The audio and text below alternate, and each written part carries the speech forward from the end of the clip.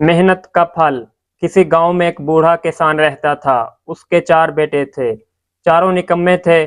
کسان ان کی اس عادت سے بہت پریشان تھا۔ وہ چاہتا تھا کہ اس کے بیٹے محنت سے کام کریں اور عزت کی زندگی گزاریں۔ ایک دن اس نے بیٹوں کو بلایا اور کہا کہ میں نے اپنے کھیتوں میں کہیں خزانہ چھپایا تھا۔ اب وہ جگہ یاد نہیں آ رہی، تم لوگ زمین کھود کر خزانہ نکال لینا۔